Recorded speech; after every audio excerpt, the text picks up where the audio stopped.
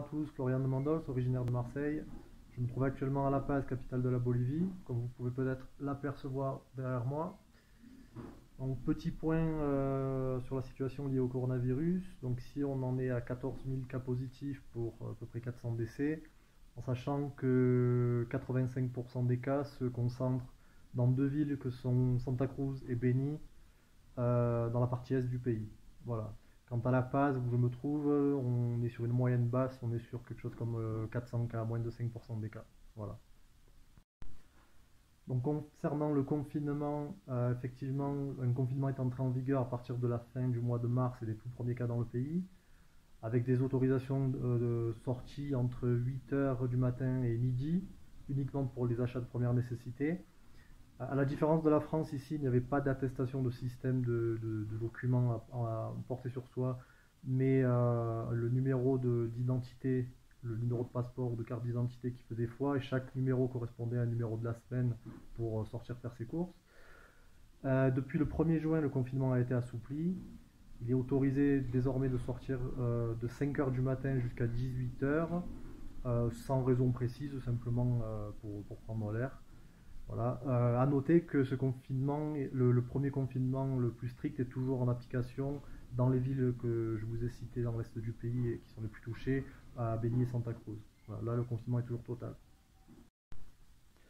Alors, comment est-ce que je vis cette période et l'impact sur mon activité professionnelle? Ben, je vais répondre aux deux questions à la fois. En vérité, ça change pas grand-chose pour moi dans la mesure où je travaille en ligne, en freelance. Donc moi, du moment que j'ai une connexion Internet, que je peux travailler de mon domicile, c'est strictement la même chose avec ou sans confinement.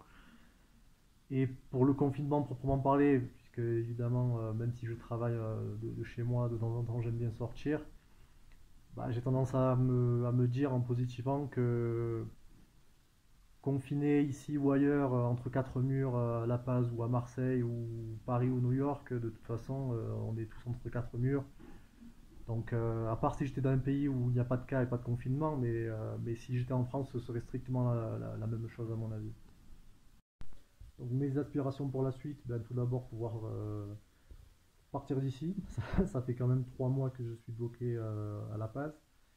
J'ai un petit peu sous-estimé l'ampleur de la crise au tout début, pensant que ça allait être vraiment passager, quelques jours, quelques semaines. Bon, bah, ça n'a pas été le cas. J'étais censé continuer mon voyage plus au nord, vers le Pérou et puis en Équateur où je devais travailler. Bon, bah, ça, on va dire que mes plans ont un petit peu changé. J'ai juste envie maintenant de rentrer en France, quitte à revenir par la suite.